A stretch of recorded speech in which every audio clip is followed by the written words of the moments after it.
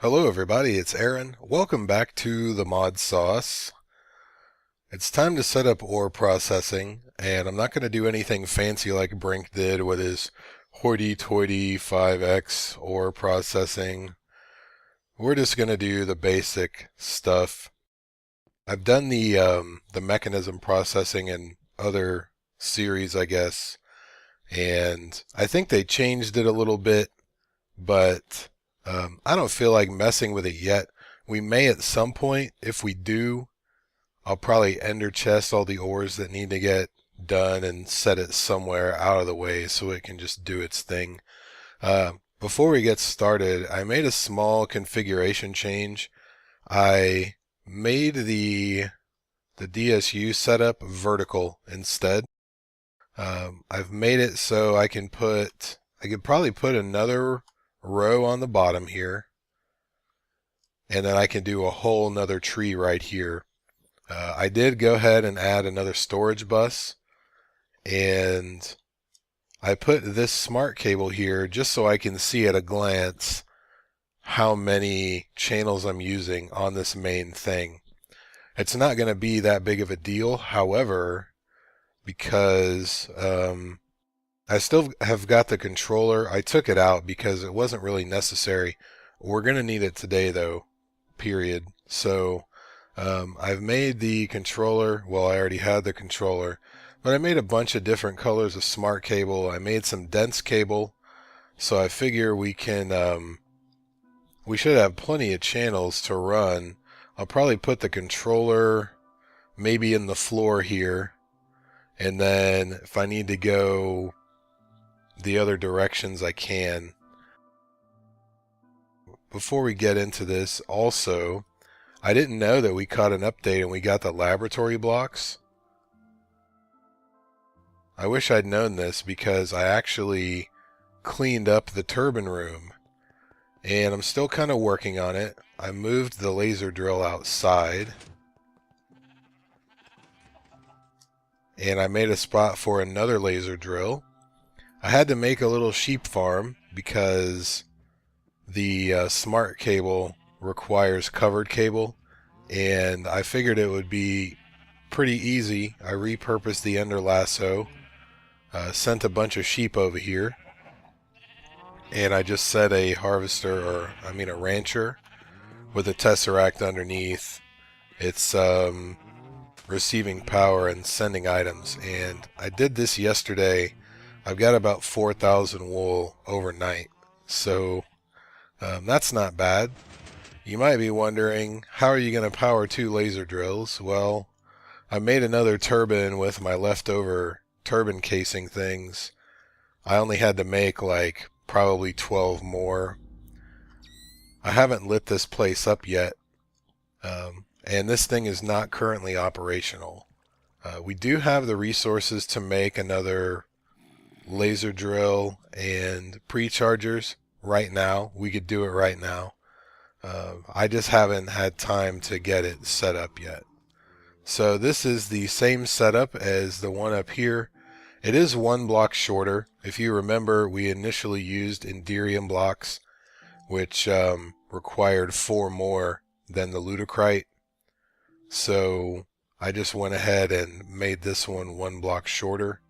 If I cared, I could have taken the blocks from this one and put them down here, but since this is kind of our floor to the layer above, I figured it was probably easier to just make new blocks since we have plenty of resources. The bottom of this is it's a marble, some sort of marble, and I just used smooth basalt for the sides. I may do something in the corners with a couple of white columns for contrast. I don't know. I couldn't find any abyssal since we didn't have railcraft when we generated the world. I'd have to go pretty far to find any. I would prefer that because it's darker, but this is okay. I made another ender chest for yellowite. Since we're going to process it in our ore processing system, I'll just export it to this ender chest, and then each transfer node will take it out and put it in whichever reactor needs it. So I've made a bunch of pulverizers and furnaces. I think I've got 8 of these, which is perfect. I just realized that since we can do 8 channels per smart cable. We could use this cable. We may. I don't know. And then just 3 furnaces. I can always make more if we need to. Okay, one other thing. I made the resonant exchanger. And what this does, let me get something. It's kind of like the wand of equal trade. And you have to charge it up. There are 2 different versions of it. If you put a block down and you shift right click it, it'll kind of wireframe the affected blocks. You just right click and it changes one block for another. You have to have the block you want to change to in your inventory, and you have to have inventory space for the block, because essentially what it does is it's mining the block and then placing the new block. So if your inventory is full, it has no place to take the block that's in the world. So it just won't work. It doesn't fall on the ground or anything. It just won't do anything. So this thing is pretty cool. There are 2. There's the resonant one and then a regular one. I think the difference is how much power they hold. So I made 2 of these just because. I also messed up and made 60 plus tesseracts. I went ahead and filled them up and turned them into tesseracts because, you know, why not? Not trying to show off or anything, but... Alright, so we'll make sure that we've got everything we're going to need. We may need the angel blocks. We don't need the digital miner. We probably don't need the cobblestone. We do need a couple of these, though. At least 2.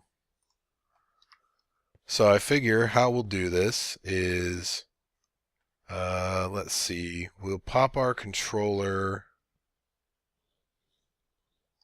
I wonder if I have any of that pink cable left. Oh, I do. Good. Alright then. So let me get rid of this cover. Man, that takes a long time to break. We can leave this one. We'll just go ahead and... I ran this too close. I guess that actually isn't necessarily a problem. I forgot I ran it that close to the ceiling / floor. So that's no big deal. We'll just put it on top of that cable.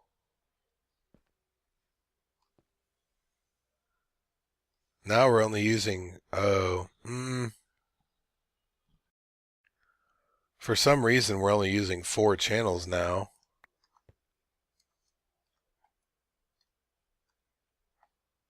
And now we've got 6. If we put it right here, 4 of 8. Maybe that smart cable makes a difference right there. Let's make sure we can still see everything. I haven't tried this until now, so yeah, I can still see my cobble. I can still grab it. So that was unexpected. That's got to be one of those little nuances of how the channel system works. So how about we'll just put this, we'll put it above. Put it 1 block above.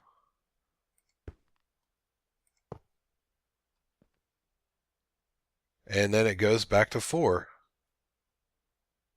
Weird. I'm going to have to play around after the episode and get rid of the smart cable. And actually, I guess we can just place one right here and then see what it reads. That one reads, oh, it's because it only tells you how many are on the other side of it. So since the whole thing isn't smart cable, it's not registering. So this is the real reading right there, 6. So this one no longer does us any good. I'm going to get rid of it. And we'll put that back, and we'll leave this uncovered for now. Can I see this from downstairs? Yes, I can. Okay, good. And I got rid of all, I just threw all my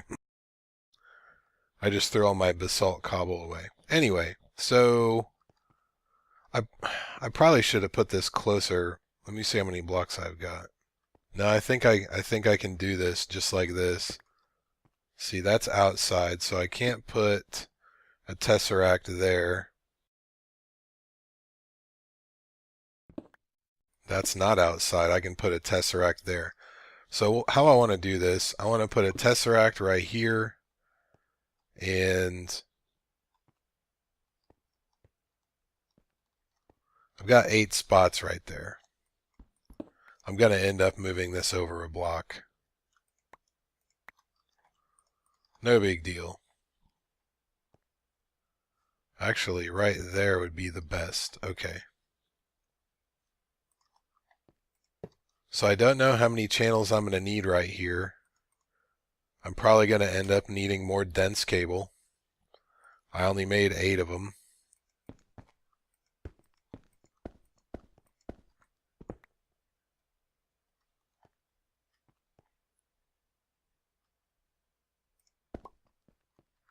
I think that'll work.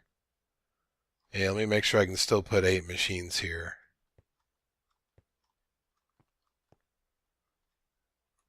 Plenty of room. Alright, so I really don't feel like making so many conduit facades I'll have to make for this. I don't feel like doing that, so we'll just I'm debating whether or not to run the conduit here and put the machines in front, or run the conduit here and put the machines on top of it. Let's just put them on top of it.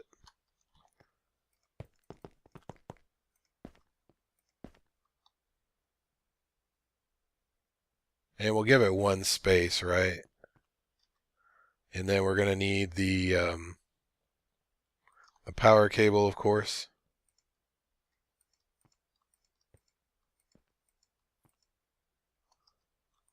And then we'll just put all of our pulverizers right here.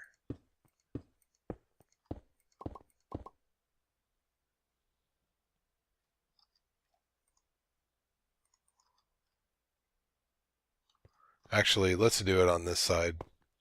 I don't think we really need the room on this side. And the final pulverizer. So we're going to have 8 of those in a row. And we're going to change all of them to insert on the top and output on the bottom. Okay, so all those are set. I'll go through and I'll set the conduits on the bottom. So this is going to receive energy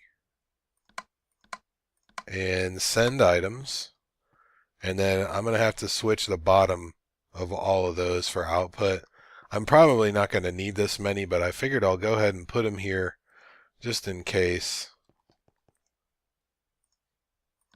Make sure everybody has power. Boom, right off the bat. Alright, and these are all just basic. I'm not really worried about how fast they work. I made a bunch of export buses, and I made a bunch of capacity cards and fuzzy cards. I don't know how many fuzzy cards I'm going to need. I will need at least one for the tin and copper and stuff like that. So we should be able to do this with smart cable or with regular cable. Since I know there are 8 here, we really don't need to use smart cable, but I kind of like the graphic. So from what I understand, this dense cable gives 32 channels out of this side of the thing. So with those 32, I can make 4 rows of 8 machines. See, space, another row, space, another row, space, another row. So I could put 4 rows of machines here. And I only made 8 of these because it's so expensive. So this is my basic principle. We're going to put 2 capacity cards in each of these.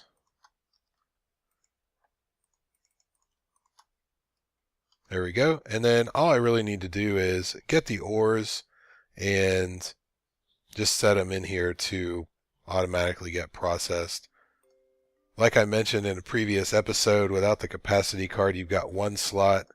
You put it in there, you get 4 more, and then your final capacity card, you get the other 4. It won't let me, I'm trying to shift click, it won't let me put any more in there because it'll only take 2. And I'm not going to worry about the acceleration card because, I mean, it really doesn't need to be super fast. So we're going to match any for that. Let's go ahead and get some of the ores. Let me straighten this up first. So I'm going to have to look and see what we do with each of these things. I'm pretty sure like the nether ferrous, the nether copper, they run through a pulverizer and furnace. I think you just get 4 dust instead of 2. So we're going to need iron, gold, copper. I'm not sure about the ferrous. I don't know if I want to deal with it. Since we get shiny dust, I'm pretty sure we've got plenty of that, so I'm not even going to worry about that. I will take the shiny ore though, I just won't cook it. And then, what am I missing? I need some tin, some silver. And what we'll do is, we'll do the tin first, and we should see both types of tin go through the machine.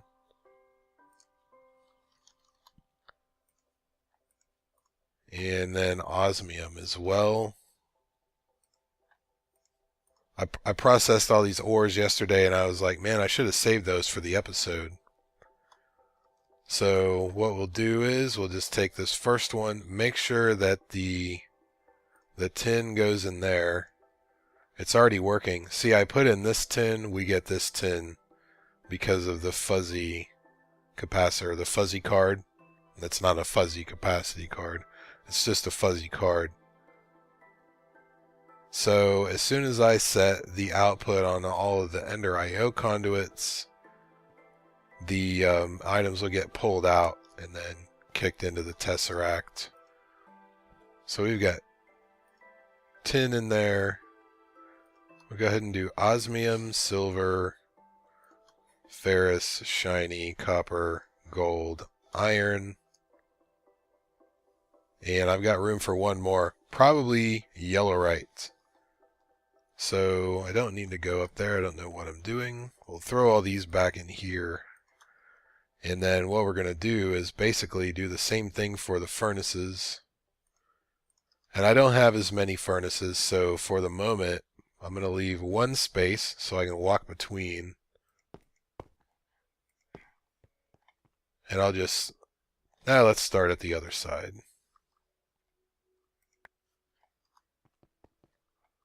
We'll put our Tesseract here. We'll leave 1 space on the end again. The problem with this is I'm going to have to run my cable all the way down.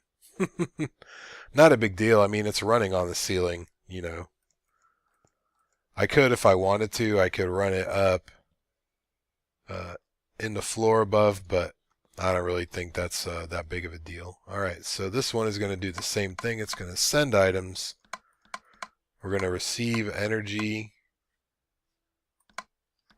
And as soon as we throw some furnaces down, they do get power. Is that a hardened one? I guess not. I guess it's just filling more slowly for some reason. seemed like the pulverizers filled a lot faster than these did. So I made different colored cables for each of these things. I only made 8, foolishly. So that's kind of a problem. So for this one, we'll just run it with regular cable for now.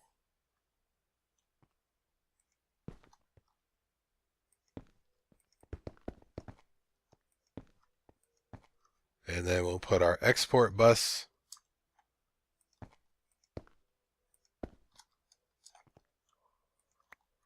Maybe I went overkill on the pulverizers. If I ever need to do cobble into sand or something, though, that'll come in handy. So we'll do these the same way, basically. In on the top, out on the bottom. And then once again, I'll have to configure the conduits. Ooh, maybe I should go ahead and set that to insert now because I'm going to forget. I will have to configure the conduits, but we'll do something like this. We'll do 2 capacity cards again.